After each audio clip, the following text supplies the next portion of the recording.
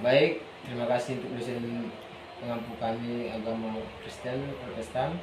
Di sini saya Zee Pisyotang akan memenuhi syarat-syarat ujian UTS saya, yaitu saya akan menjelaskan gambar dari buku nomor 46.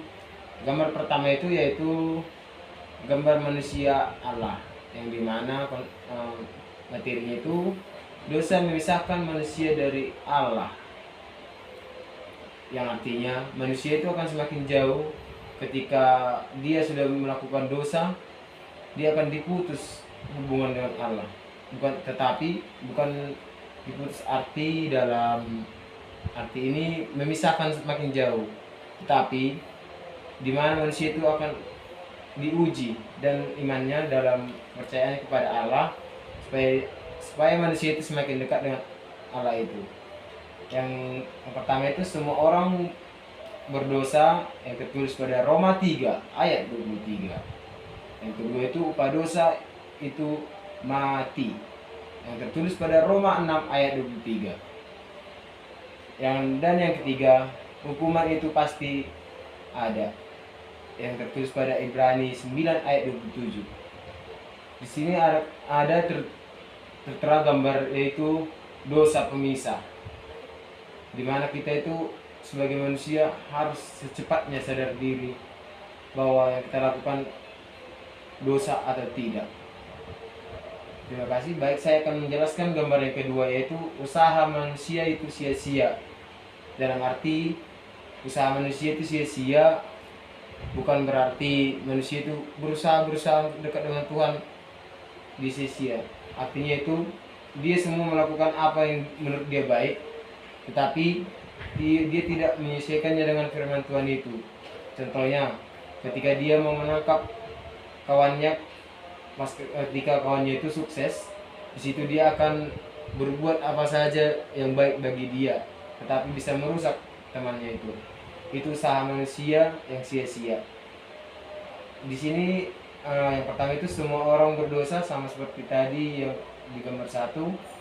Dalam gambar ini ada banyak bentuk amal manusia yang sia-sia, mulai dari amalnya, pendidikannya, hidup yang baik, agamanya yang sering-sering gonta-ganti agama. Dosa itu ada tertulis dalam Efesus 2 ayat 8-9, lautan api yang tertulis di Wahyu 21 ayat 8. Di situ terceritakan bahwa dosa itu sangat mengerikan. Boleh dibuka nanti Alkitabnya. Baik, saya akan melanjutkan di gambar nomor 3. Allah jembatan keselamatan satu-satunya. Di sini kita sudah bisa mengerti apa sih maksudnya dalam jembatan keselamatan satu-satunya, yaitu adalah Allah. Karena hanya cuman Yesus yang mati di kayu salib, yang rela mengorbankan dirinya untuk menebus dosa-dosa manusia. Padahal kita sebagai manusia ternyata sadar diri kita yang berdosa, tetapi Tuhan Yesus yang menanggungnya. Karena apa? Tidak ada satupun manusia yang sanggup untuk memikul semua dosa-dosa manusia ini. Yang tertulis pada Yohanes 14 ayat 6, bahwa siapa yang percaya kepada Allah Bapa, dia yang akan hidup. Yang di sini dijelaskan ada gambar salib, itu tandanya itu kepercayaan, kasih kepada Allah Bapa dan kasih kepada sesama manusia. Baik, saya akan menjelaskan gambar nomor 4, yaitu percaya kepada Tuhan Yesus terlepas dari hukum dosa.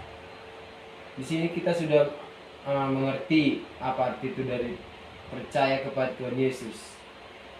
Pasti sudah terlepas dari dosa. Di sini diceritakan kita sebagai manusia harus saling mendengar, percaya dan menerima bahwa Yesus itu ada dan sudah mati di siksaan Pontius Pilatus yang disalibkan untuk menebus dosa-dosa manusia.